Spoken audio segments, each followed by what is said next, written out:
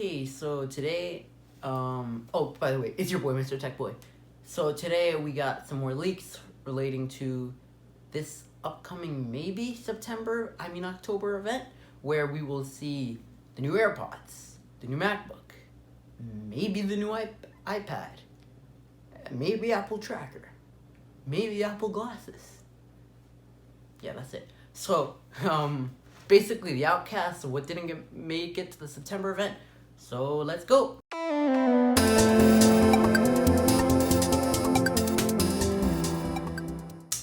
Alright, so the products are interesting, they're fascinating, but I don't know if that warrants the keynote.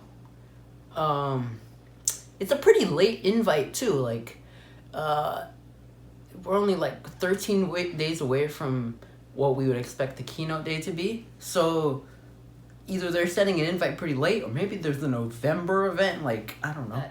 After today, we figured out that inside of iOS code that the bezels will not be getting as thin as we thought they were. People are theorizing that there might be an escape key, and it won't be part of the touch bar. It'll be its own dedicated key, which could be interesting. They'll be going back to the old method of keyboards that they used to do that aren't as thin and aren't as prone to failure, which is interesting, but that's about it. The 16-inch MacBook Pro, it's slightly bigger display, probably a nicer, better chip, probably very expensive, probably $3,000, which is a lot. That's about it for that MacBook. I don't know if that warrants its own keynote, but yeah. On top of that, which is something that's more interesting but also very expensive, is the AirPods Pro, which we know will have noise cancellation, so you'll be able to filter out background noise using some microphone technology. We know that they will be a little shorter and stubbier, and they are funny to look at. We know they'll be made of metal. Maybe they'll come in different colors. We heard that leak about a year ago that they would be coming in a blackish color. We know that they will be, instead of a physical earbud thingy, they will be like a rubber tip, so you could probably take that out. If it gets dirty, you get earwax on it. It looks weird. It looks a little ugly, but it's fine. It's an option. If you don't like it, you could go with AirPods. I think that choosing a metal design is an interesting choice. You'll definitely be able to tell if someone has AirPods Pro. That's also the confirmed or leaked name, at least. It's not confirmed, but it's leaked name. iPad Pros, we know maybe they'll get an A13X chip, maybe not. And we know they might get a triple camera setup. Doesn't really make sense to add a triple camera setup to an iPad. It might not happen. It might happen. It's interesting. And then we have the Apple TV maybe happening with A12 chip. That would be interesting. There's not much to say. Increase the speed of the Apple TV. That's about it. And then the Apple Tracker, which would be a tracking device that you could place on a bike or an item. But all of these things, they could put in a refresh of the website, because they've done that before. They've done things where they announce products and they don't even these are very minimal things. The tracker, the TV, it's just slight upgrades. If this 16-inch MacBook Pro was going to have Face ID and thin bezels and all this other stuff, it would have been cool, but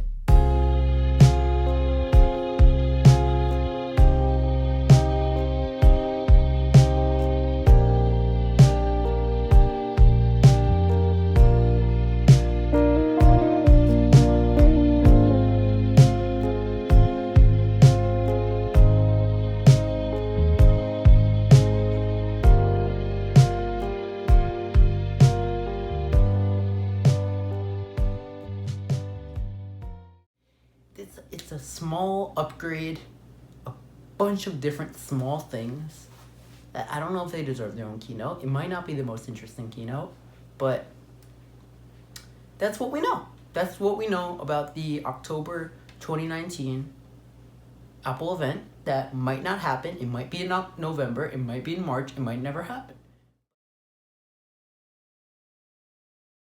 Okay, so first off, we have the first one, the Pixel 4. Very, very disappointing announcement. Not a big fan of Pixel phones in general. Pixel phones, meh battery, meh screen, camera, it's overrated. But first time they did a dual camera, and for a very long time after watching the announcement, I was like, oh, okay. And then I realized, the phone, I thought it had a ultra wide, but it actually has a zoom, which, like, it should have had a triple camera in 2019. That's just, like, the iPhone 11 is $100 or even $200 cheaper, and it has an ultra wide. The 11 Pro has both the ultra wide and the telephoto. The Pixel 4 just has the telephoto. They definitely should have put ultra wide instead of a telephoto. On top of that, 90 hertz. Nothing to complain about that, but that 90 hertz is kind of sucky because the battery size is quite small on the Pixel 4. Which the 90 hertz is not going to help with. So battery being shrunk from the Pixel 3 is just not a very good thing for them. The motion sense is essentially basically that you wave your hand in front of the screen and it works like 10% of the time. Guess that's nice. Pixel 4 looks like a Galaxy S9. I had to say it. It really does.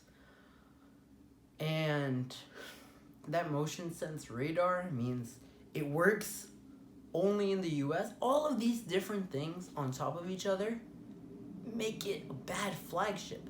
If this was a $500 phone, it would have made a lot more sense. But for $800 or $900, iPhone 11, great option. Galaxy S10e, great option. OnePlus 7T, great option. All of them are much better in my opinion for a lot of reasons. They have better batteries, they have better cameras. I don't understand. Like, the Pixel 4, if they had put an ultra wide, they could have like done a better job.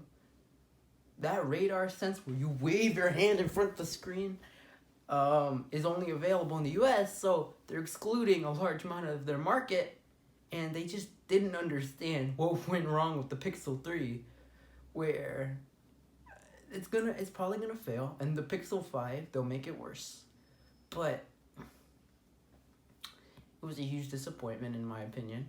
And on top of that, if someone were to steal your Pixel 4 and your eyes were closed with the face scanning, they could put it up to your face and unlock it. It does not recognize your eyes being closed, and it does not work in very broad sunlight. So the facial scanning isn't very good. It has 90 hertz, that's good, but the camera's disappointment, battery disappointment. Why would you buy it? I don't understand. Like, it's just okay. The Pixel Book Go.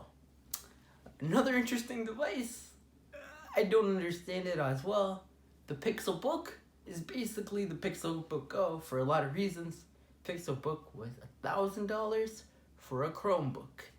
You know what a Chromebook does? It runs Chrome. What else does it do? Not much else. On a Chromebook, you could watch YouTube and Google stuff. And Chromebooks generally are about $100 to $300.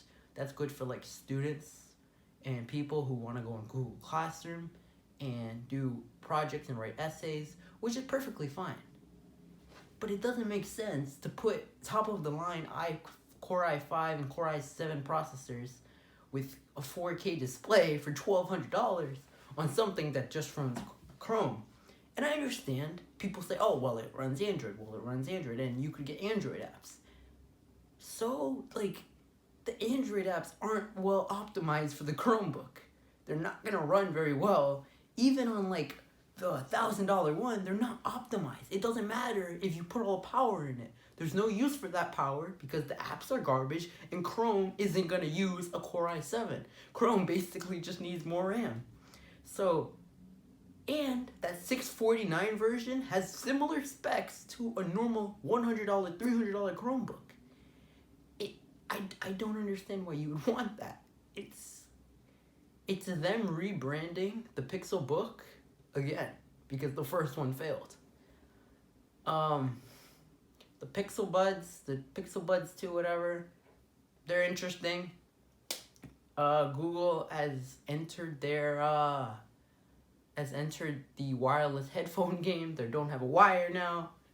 That's great. They're pretty expensive, I guess. They come in a case. That's about it. That's what Google did. So yeah, there's not much to talk about there. Everything else is just kind of refreshes and boringness. Overall, just a disappointment. Like, I thought they would have learned from last year. Most of the products they announced last year were canceled. Pixel 3 sold horribly. Pixel Slate discontinued. Pixel Book discontinued. You could write a book using only the products Google has canceled. The softwares, the hardwares. It was a disappointing event in my opinion. But that's all for today. Sorry for the rant. On top of that, I was recently invited to Apple Monster's 2-year anniversary stream where Yosef Tech will be there, Rockford Tech, and some more people. And some people are still pending. He said it might not happen, but if it does happen, it will be on December 22nd, which I'm very excited about. That would be just an awesome thing to do if I'm able to go. I mean, if I'm able to be there at the stream, then I'll be there, but that's all. I get that this background is pretty boring. I am working on getting like some printouts to put back here that would be more interesting. I don't want to just have this boring blank white wall. So this should hopefully be the last video with the boring background, but that is all for today. I hope you guys enjoyed. I'm sorry for the rant again, and I'll see you guys in the next one. Goodbye.